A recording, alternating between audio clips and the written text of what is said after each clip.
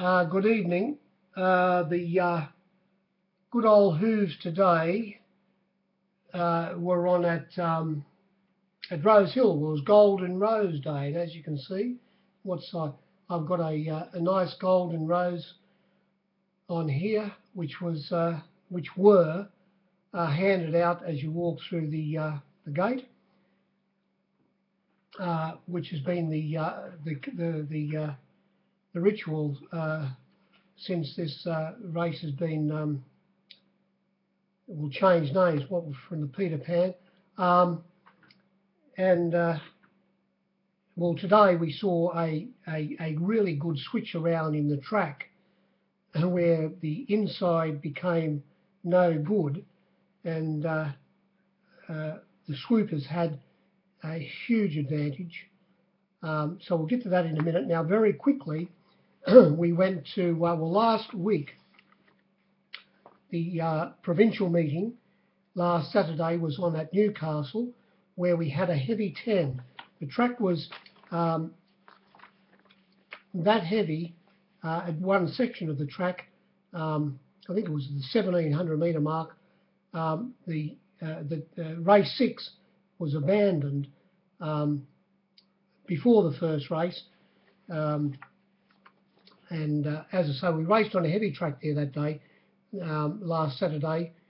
Today week, the rail was 6 metres out from the 1600 to the 400. It was 8 metres out the remainder.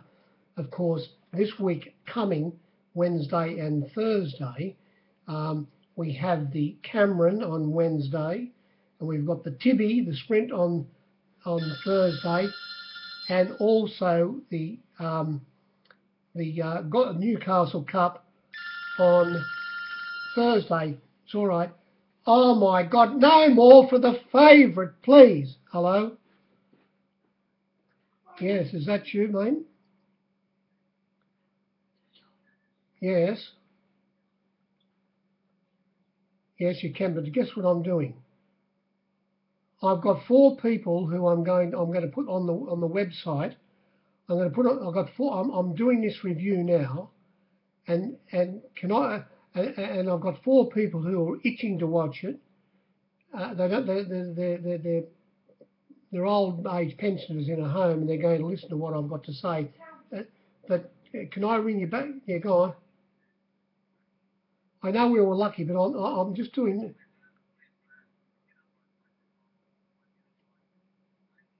Yes. Yes. Yeah. Yes. I think it did. I think you're 100% right. I think you're 100. No, no, no. I agree with you 1,000,000%. All right. All right. All right. I'll talk to you. I'll give you a ring after I do this. All right. Ta-da. Oh well. There we go. Now this is becoming stupid, isn't it? Uh, uh, Back to this Newcastle meeting today, a week ago. As I said, there was one. The track was a very heavy track, and near the fence was best. It was very hard to make up ground swooping down the outside.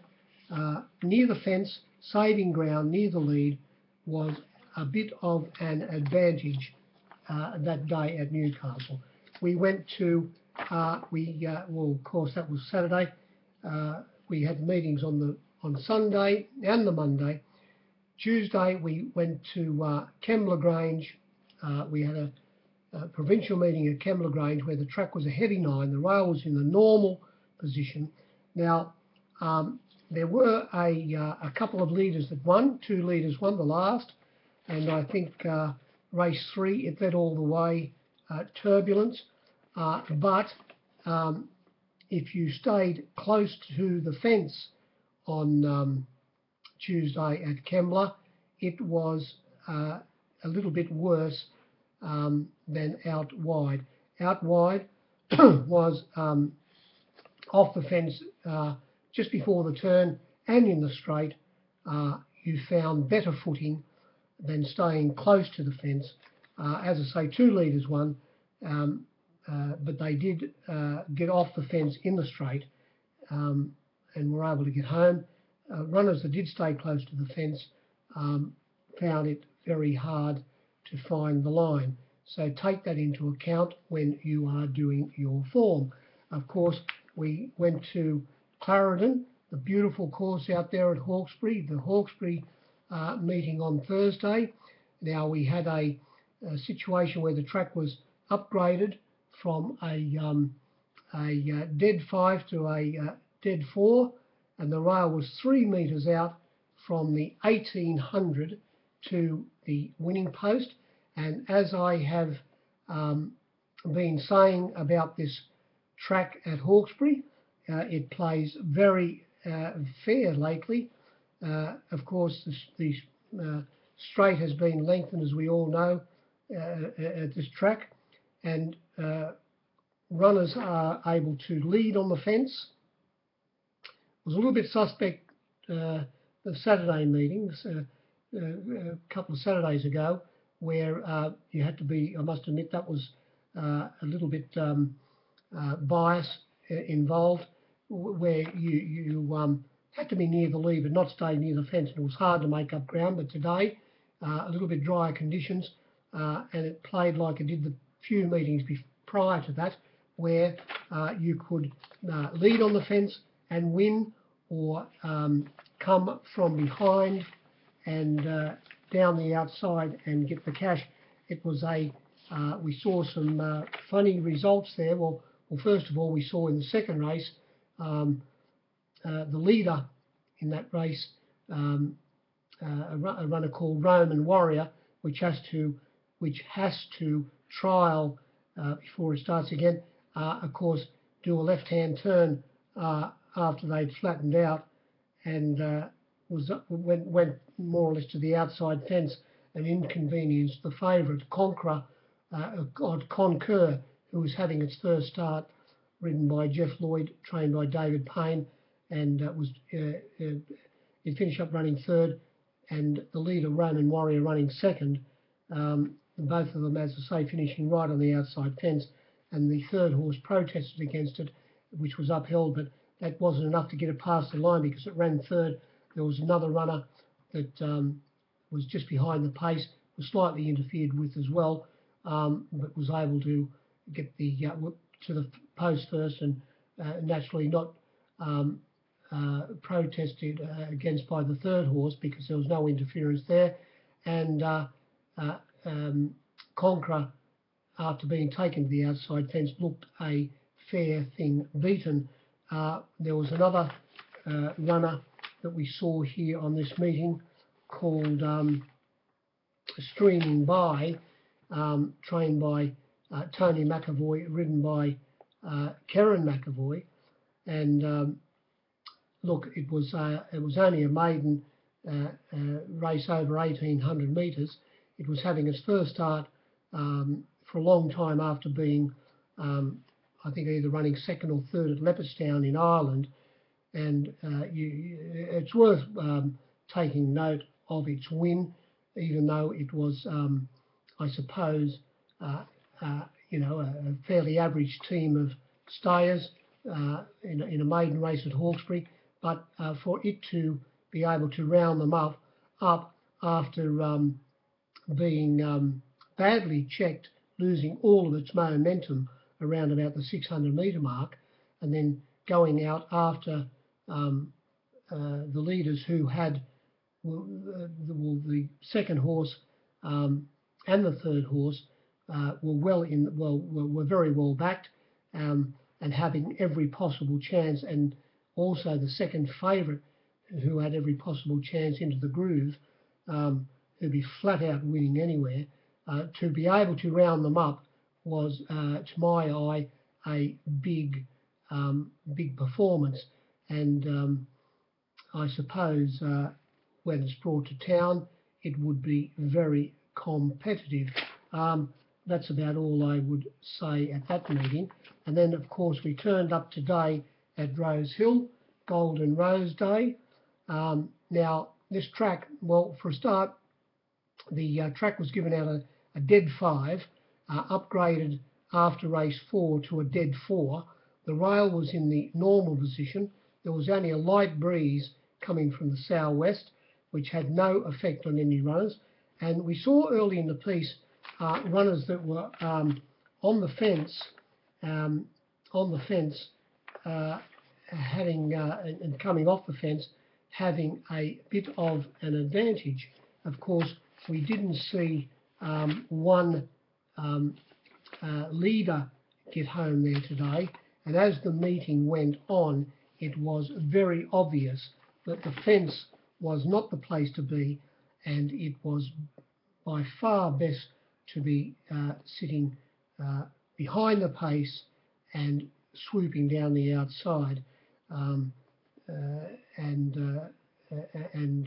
well, coming down the outside, as it turned out, was an advantage. Now, race 1, we only gave 98% in this race, and the winner, Viva Splendido, trained by G.K. White at Hawkesbury, ridden by Ty Agland, who unfortunately copped a little bit of a suspension later on in the day when he caused some interference. Was able to get home, and in this race, the first and second were back 3 and 4 on the fence, and when they turned for home, there was a mile of room for them to angle off the fence and get around the leader's heels and get to the middle of the track and finish up running 1-2.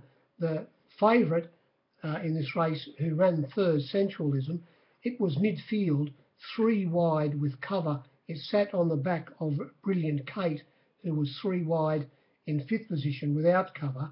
And, well, as it turned out later in the day, that was the place to be. But I suppose early in the day, when possibly the inside section of the track wasn't chopped up, is that the reason why the inside wasn't any good? I've got to say it most probably was, because there was no wind to cause any problems. So I'd say that the dead condition that we had and the loosening of the track on the inside made, as the day went on, the further you got off the fence, the better the going became. And these 2 runners sucked up on the fence, turning for home. Off the fence, the second horse tailed the winner all the way, failed to catch him near the line, beaten by 0.2 of a length. And as I say, Sensualism, who sat midfield, 3 wide with a trail, put in a little bit of a run halfway up the straight.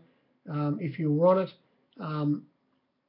as a punter, you more or less were hoping, and if you were a bookie who had laid it, being the favourite, you were half confident that it wasn't going to be able to catch the other 2. And and that was the case. It led on the fence. Sherbet Bomb, the runner from Melbourne, trained by Moroney, and it held on fair. I don't know about the form. Well, no, I want to say held on fair. Finish up running last, beaten 8.8 lengths, but it was a 50-1 chance. And in this race, well, it just makes you tend to think about the form, because the a runner called Saintly Pro, who was a 200-1 chance, it was behind the leader, Sherbet Bomb, turning for home, and was slightly held up and found the line fairly strongly, and was only beaten 4 lengths. So as I say, it makes you think about the form of that race. Race 2 and was very similar to race 1, where we saw the first 3 place getters in this race all behind each other on the fence in the run, and they were Cleansing Ale, who had barrier 2. It sat midfield, or just past midfield. No, just behind. Well, sat in about sixth position on the fence, ridden by James McDonald. On its back was Martian, trained by McAvoy, ridden by McAvoy. Clever and also tricky Tony. And behind the pair on the fence was possibly the unlucky runner, and that was Nordic Duke, getting onto the tail of Martian, and the three of them followed each other through, turning for home and easing off each other's heels as they got through the field. When they got down to the line, the margins were 0.1 by 0.3 of a length, and sitting midfield was the easing worldwide in the betting after winning very well last start at Randwick, but going well up in the weights, easing from about a 12 to 1 chance, $13, out to $31 at one stage, back into 26. It ran fourth, and it was only beaten a half a length. There wasn't much between them. The field in this race, 12 runners, when they hit the line, only 5.6 lengths between the lot of them. As I say, this was only race 2, and we saw first, second, and third tail each other along the fence, and run 1, 2, 3.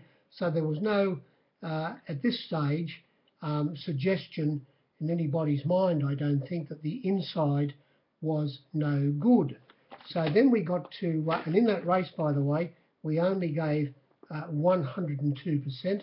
The winner, Cleansing Ale, soon as the betting went up, we put it up a $7.50 chance, and it was backed straight away. It was the first runner backed from $7.50 into $6.50, fairly hard to get. And then as the betting went on, and a few runners were backed here and there, it got back out to $7, back into $6.50 late. The runner that ran second was the favourite. We finish up giving 5 to 1 the field here, $6.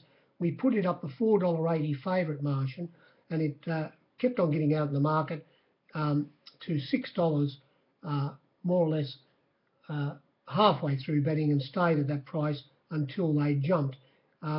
Fairly hard to lay. As I say, we only gave 102%. There were a lot of runners back, including the winner. If you were a bookie working on the race, it was very, very easy to lose on that race. Race 3, now here we saw the winner, the runner trained by the Hawks team, who had been running down in Melbourne and won its last start in Melbourne, sit in second position here behind Two Blue. Two Blue drew barrier 11 in a field of 12 and came straight across the field, found the lead, brushed the rail when it did find the lead, and ran along at a fairly good pace, Two Blue. And McDonald, who also drew wide, he drew barrier 10 in a field of 12. He made the winner go around him as the first turn was looming. Then he lobbed straight in behind it, and when they got to the 600 metre mark, he was 2.5 lengths behind Two Blue, and there was another good maybe 1 length and a half to 2 lengths break to the next two runners, who were oh so adorable, and Boss Lane on the south side. And well, he gave it a lovely ride, McDonald, as it turned out, and getting past the leader, turning for home, and more or less staying well off the fence at this time, was able to just cling on and beat Farewell, who came from third or fourth last on the fence, easing off the fence, getting a middle split, finding the line very strongly. And after sitting in midfield in about sixth position, in a nice little position, was the 100 to 1 chance Pitt Street. So, and it was only beaten, as it turned out, 0.4 of a length. When they hit the line, the leader just clung on. We did give $7.50 about this runner, Turquoise King. After opening up $7, got out to $7.50, but then into the finish of betting, $6.50, very hard to get, and extremely well backed.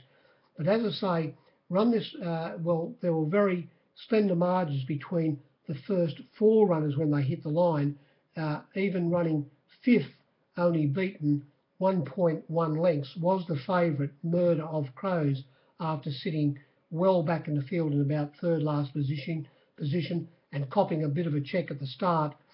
Run this race again and you would get a few different results.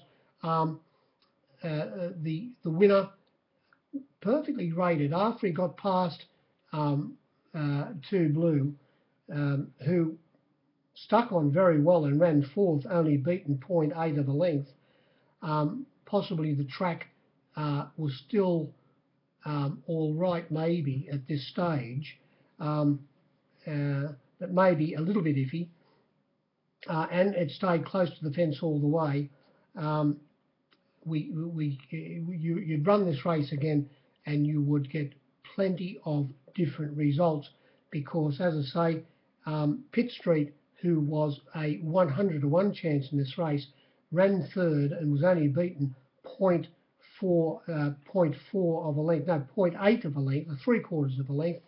And the yard watchers, well, my yard watcher, who by I've got a lot of faith in this man. He, I'd say, looking at the horses who parade in the ring, he has got more knowledge than anybody else who looks at them. He knows exactly what he is talking about, and he said that this runner was resuming from a spell.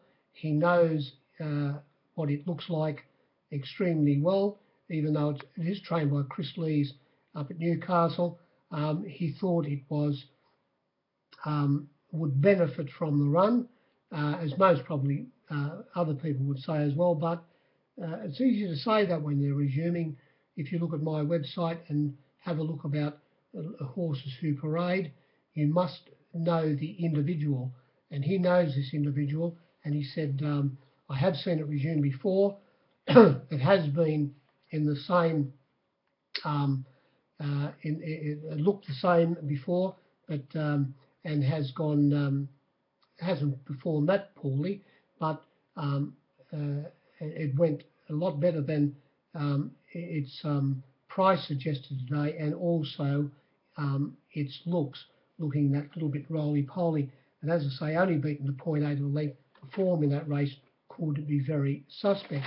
Now, race 4, we saw, going back to that race, we had positive figures. We had 104%, 2 races in a row, but didn't last long because in race 4, we only gave 97%. These were the flux in race 4. Laser Hawk went from $26 out to $31. Ninth Legion from $7. Most of them went up $7 and stayed that price until towards the end of betting, where it firmed into $6.50. Zephyron was 17 out to 19, back into 17. Curamosa was $7 out to $10, back into 9, but back out to 11 at the finish of betting. Bull Point went from $3.50 out to $4.20, even $4.40, back into $3.80. Jet Set Lad, the visitor from Queensland, $13 into $9, back out to 10, back into 9. And Tougher Than Ever, it didn't have a price, $13 out to 26. And Cluster went from $2.90 out to $3.20, back into $3 towards the end of betting. Now, I must say, I would say this is where, after we had races 1, 2 and 3, where we had 12 runners in race 2, 13 runners in race 1, and in the first race, another 12 runners, that might have been enough to do the job on the inside. And from maybe after those first 3 races, the outside became more forgiving for runners coming down the outside than those trying to make up ground on the inside. And we saw Cluster after being held up slightly. It was in last position on the fence down the side, but then easing off heels, turning for home, following the second horse Bull Point, who sat in second last position and got a good 2 lengths break on it after they'd flattened out. But Cluster, who has got a better turn of foot than the runners in this race, and most races that it goes around in Cluster, got a very good turn of foot when the rider does press the button. It sprinted, even though Bull Point had got the 2 length break on it. When he did press the button and go out after it, it sprinted too well, and only beat it by 0.2 of a length, and on the line couldn't have gone 1 inch faster, and maybe even in another 80 metres, there's a good chance the second horse maybe would have finished in front of it. We saw Tougher Than Ever go straight to the front. It ran second last, beaten 4 lengths. After missing the kick, Laser Hawk spent a bit of petrol to get up outside the lead. Last start, of course, Laser Hawk was injured during the run, pulled up, had speedy cuts, but they just weren't speedy cuts, they were very deep speedy cuts, and I suppose that wouldn't have helped its cause, would it? But anyway, after it was made a bit of use of, it dropped out and ran last, beaten 11.1 lengths. But as I say, Cluster, after easing off the heels, turning for home, and by now maybe finding the best section of the track, out-sprinted the second pick, Bull Point, at the end of the race, to beat it by 0.2 of a length. And after sitting in between or just behind the 2 leaders, and in between them early in the race was 9th Legion. It held on for third after having a good run, beaten 1.7 lengths. It got trapped a bit wide in the run, but just Jet Set Lad, the visitor from Queensland. But when I say it was wide, it was half karting at the time, and I'm not going to say it was wide in that run. The track was better where it was. Race 5, we got to this race for the 3-year-olds and upwards, and we saw the very well backed, after easing in the market, bookies reaching for it, He's Your Man, get the cash, but as I say, by now the outside section of the track is better. We saw, bookies for a start, we only gave 104% in this race. He's Your Man, we put it up 7-2, $4.60. Third pick, second pick, Greatwood at $4.40, and the favourite La Armistad at $3.20. So we had about 44, 45, call it, and 30, about 45, 75, nearly 76%. We said you can lay 3 to 1 on, you can't pick it. Well, they did pick it. He's Your Man was given a good ride by Bowman. It went, of course, straight to the lead, Greatwood, because it's trained by I Own the Lead Gay. What a good girl she is.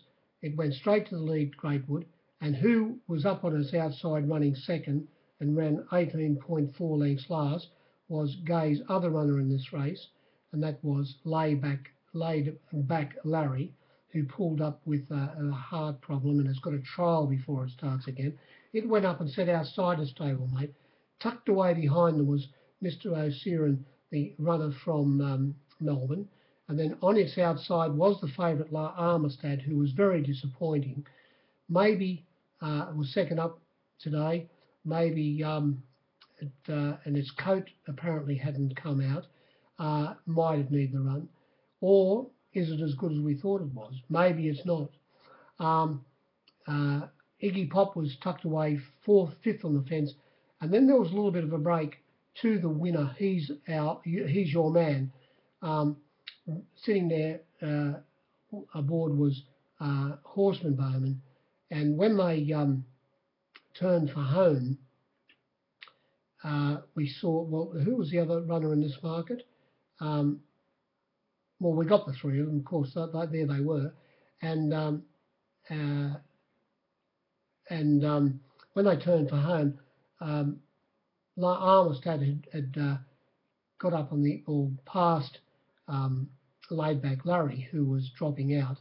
I suppose we can forgive maybe Greatwood, maybe because it was on the fence. Finish up running second last, beaten 7.2 lengths, so we can maybe forgive it for its performance, because maybe the inside now was worse. But when La Armistad had moved up to the leaders and McDonald hadn't really pushed the button, he was doing the same thing. Hugh Bowman aboard Horseman Bowman aboard He's Your Man. But when they both pressed the buttons, the button on La Armistad, it didn't fire. There was no spark there at all, and it gave nothing. Whereas He's Your Man, when he pressed the button, the 8 cylinders, the 12 cylinders, it's a V12, they went vroom, and all of a sudden, He's Your Man just accelerated very quickly, and the race was all over. Now, here we've got to say this is where the track definitely showed down the outside was better, because coming from third last was Kingdoms, drew barrier 14 in a field of 13, and when he pressed the button on Kingdoms to come down the outside, it also went fairly, it was about a V6. It made up plenty of ground coming down the outside section of the track, making up a lot of ground, as I say, beaten 1.3 lengths. It ran third. Dean Martin, gee whiz, what a good one. Everybody loves my body sometimes. Good old Dean. It drew barrier 2, sat in 6th position, and got into third hole, beaten 2.3, and after sitting back in the field and coming down the outside was Lucky Chappie, plugging away, beaten 2.4. Not bad runs. The winner, the second horse, made up plenty of ground, and the winner got into the right part, and maybe the inside was gone where the leader Gay's horse, what's it called, Greatwood, where it was in the worst section. We got to race 6, and here we got 104%, like we did in race 5. We got 104%.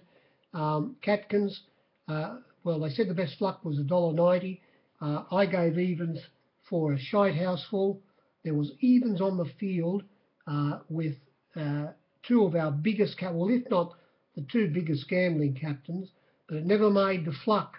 The evening money never made the fluck on the screen, because if you bet the best luck, you're not allowed to get the best luck. It's as simple as that. You've got to get the best you-know-what. So you never got the evening money. You only got the $1.90. Bowman, he jumped it out. He sat in 4th position, 1 out, 1 out. It went straight to the lead, Maroon Bay, always up near the lead. Got the favours last start, remember, on the bias track at Rosehill, where it was a huge advantage leading on the fence. Man asked me for a good bet about this, win and place at one stage, and I said, yes, you've most certainly got that. Number 15, that was Echo Gal. Well, Gay owns the lead. she couldn't lead in this race. It came across and sat outside the lead. Tucked away third on the fence was Snippet B, the 200 to 1 chance, and on its outside was Catkins, always coasting, looking at the leaders, and when they turned for home, Horseman Bowman just simply eased off the leader's heels, travelled up to them, made sure he was well balanced before he pressed the button. When he did press the button, he didn't have to press it very hard, and he didn't put his foot down on the accelerator right to the floor. He just said, come on. He just gave her that nice little rev, and she scooted away and put the race beyond doubt in about 2 or 3 strides. Now, as I say, we gave evens. It started at $1.90. The runner that ran second in this race, the Stipes want to ask Luke Nolan, Black Caviar's rider, a few questions. He got held up. This horse, my yard watchers said that it's just amazing with this horse, Miser Bill, now trained by cunning Kevin Moses, how well this horse looks. It's just an absolute picture every time it parades lately, and it settled well back on the fence and was held up. The Stipes said that Luke Nolan took a few wrong options in the run, but he, as I say, he was on the fence and got slightly held up, weaved in between runners, and did make up plenty of ground, but he was beaten 2.5 lengths.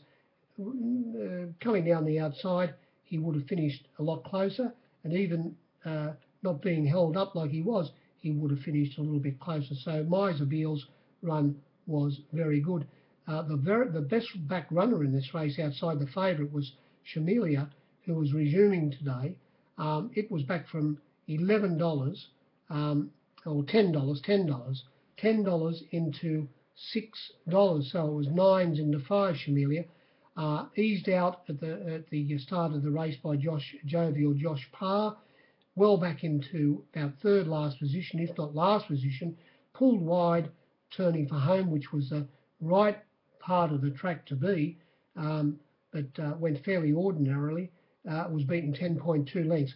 I've got a funny feeling this horse will be greatly improved by that run. That's about all you would say there. What else would you say? Nothing else, except we gave 104%, which I've already said.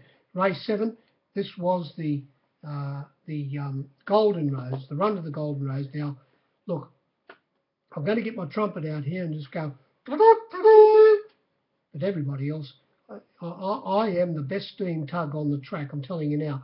But we all did see, isn't it amazing, this track here at Rosehill, we did see last in the meeting where the run to the Rose, where the fence was absolute dynamite. If you were on the fence that day, of course, the last race came along, and who was the runner? It went around today in the last race, didn't it?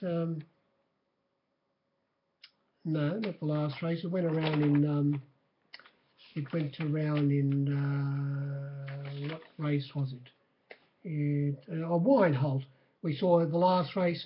Some said the outside was better, though they didn't know what they were talking about. Take my word for it. That day, the last race, Wineholt, ridden by the young girl that day, Winona Constant, wasn't it? She eased out. Oh no, it wasn't. It was the girl, the other girl from Melbourne. She eased to the fence and never left it, and got up on the inside. But today, it wasn't the case. It wasn't the case. Today, it was exactly opposite. By the time this race had come around, it was very, very evident. And all of the hickey-hockeys knew. They said, oh, the 18 pence, it's like quicksand. And they avoided it like the plague. And the winner, Hallowed Crown, there were 15 runners in this race, and it drew 14. And he got onto the back of Scissor Kick, who sat 4 wide without cover all of the race. And where did Scissor Kick run? Second, beaten 0.2 of a length. Who was on its back getting the suck up and was only able to get around its heels, well, got around its heels after flattening out, but it took it the entire length of the straight to beat it by 0.2 of a length, emphasising very, very clearly by this stage that the outside was by far the best place to be. And after not really missing the kick, but coming out of the barriers a bit awkward, was shooting to win. And it settled back in second last position. And where did it come? It was hooked out wide, turning for home, and made up a mile of ground down the outside, and it was only beaten 1.5 lengths. The runner that sat in the 1-1 position, Alma had, I suppose it wasn't a bad run, it was only beaten 1.6 lengths. It ran fourth. It led on the fence, Egret. Tucked away behind it was Nostradamus from barrier 3. We had Scratch Malucky on the fence, and we had Cumon on the fence from barrier 1. So all of those runners you could forgive, well, not forgive, but add a little bit better, well, give them a little bit of a margin when you do your form, adding a bit of a margin to them, because by the time this race came around, as I say, it was quite evident the inside section of the track was no good. Now I'm going to go back to a race earlier on, which made me go all the way back to race 3, and even at this stage, possibly the inside was starting to become a little bit worse, and it ran fourth last, beaten about what do we say here? Around about 2.5 lengths. We saw All Cerise from barrier 1 try to sneak and settle back third last on the fence. All Cerise is not a noted wet performer, ridden by clever Karen McAvoy. This is the race, of course, where who was it? Got a little bit of time. T. Aglin, no, it was not T. Aglin. It might have been was T. Marshall. I'm not too sure. I'm half elephant's trunk here. But anyway, going back to that race, All Cerise was going to absolutely run straight along the 18 pence and finish very, very close to the place getters in this race, but was stopped in its tracks and pulled up virtually, and then had to get going again. So All Cerise's run was extremely good in race 3. We'll go back to the Golden Rose, where, as I said, we saw Hallowed Crown get on the back of Scissor Kick, who sat 4 wide all the way. By this time of the day, the track was by far the best. The outside section of the track was by far the best, and it sailed down the outside to win. It sat on the back of Almahad. The favourite, Bring Me the Maid, was held up slightly, but seemingly had its chance. We came to the last. Now, after seeing the situation very clearly, it was so clear that if you wanted to back anything in this last race, it was going to be near the fence. Well, you had to change your mind, and you had to say, oh no, I'm not going to back the runners who are going to be on the fence here. I'm going to back the swoopers and the ones who are going to be off the fence coming down the outside. So, of course, the first runner you leave out here is the winner, and that's Reflectance, ridden by Bowl Blake Shin. The Bowl Blake Shin, oh no, he was a Jerry Bowl Blake Shin, because when they were coming down the side, it went straight to the front, engagement on its outside was Any Day Will Do. And then trailing those pair, but off the fence, was I Dance. Then tucked away close to the fence was Alias, who we all saw struck the lottery in his last win at Canterbury. And then early in the piece, Bowl Blake Shin, who drew barrier 1 and Reflectance, he was sort of looking at Alias and he said, no, no, no. I've been watching these replays in the Hickey Hockey's room and I can see how wide they're coming. So he didn't stay on the 18 pence. He got up to the outside of the outside of who is it? The outside of of Alias, and then all of a sudden he found himself in a beautiful position in 5th position, and the Captain Cookies, who took the big risks. I was $3.70 towards it. I laid at $3.50 and $3.60. Now it's $3.70, reaching forward towards the end of the betting.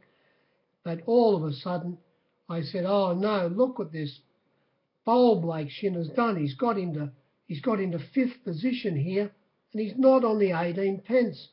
And when he turned for home, he just was easing off the heels of I Dance, and I Dance, ridden by terrific Tommy Berry, shifted ground, and it made him go a little bit wider, and he knocked over, didn't knock over, but went out onto Masterstroke, who was 3 wide without cover all the way and ran 4th, and it's not a very strong runner, and it held on to 4th position, only beaten 1.9 lengths, emphasising how good the outside was by this time. And the favourite, well, not the favourite, the second pick, Black Revolver, it was on the back of Bowl Blake Shin, and he tried to go through the middle, but Reflectance, well, when it eased around the heels and got that slight check from I Dance, he was still on the bit, and Bowl Blake Shin said, well, I'm just getting past you now, I might as well go for you. And when he did, well, it didn't sprint as well as I thought it would, and only held on by 0.1 of a length, beating Maximilian, who there were 11 runners in this race, and drew barrier 11, went back to second last position and hooked off their heels, ridden by T. Clark, and came right down the outside, the best part of the track, but couldn't round up Reflectance, who held on by 0.1 of a length, and it was doom and gloom for us Captain Cookies. What else do I say in this race? We only gave the neat 100%. In the Golden Rose, we got 105. We got 105. In this only 100, I'll give you the flux. Any Day Will Do was $11 out to 12, back into 11, back out to 12. Czar Magic, 100 out to 200. Maximilian, 15 out to 17, back into 15, back out to 17. Reflectance, 360 out to 370, back into 340 at one stage, but then like muggins like me and other captains, we reached for it because we knew it had current bun, we knew it drew the inside alley, and we were 370 again when they jumped. Alias, 9 to 2, 550 out to $8 at one stage, back into $7. Black Revolver, 350 out to 420, back into 4. Engagement, 11 out to 15, back into 12, back out to 14, back into 13. Superstition, 20 out to 30, back into 25, back into 20. Australian Star, who unfortunately broke down, was last on the fence, not the place to be turning for home, but broke down after they'd flattened out and was put down, unfortunately. It would have been a blow for John McNair. It was 50 out to 70, back into 60. I Dance, 13 into 12, or even 13 into 12, and Masterstroke was very well backed, 13 into about $8.50, about a 15 to 2 chance. As it turned out, the punters, the Grumble and Grunters, got it exactly right in the last race. They didn't care whether it had barrier 1 or it was drawn in even inside the barrier, inside the running rail, where it was worse going in the drain. They said, no, we're going to back this, and they made sure it started favourite. And it did, even though it had the inside alley, but the reason it got home was a brilliant ride from bold Blake Shin. That was about the meeting. If you were grumble and grunting, I hope you had a big fat plus sign of your figure at the end of the day. Good evening.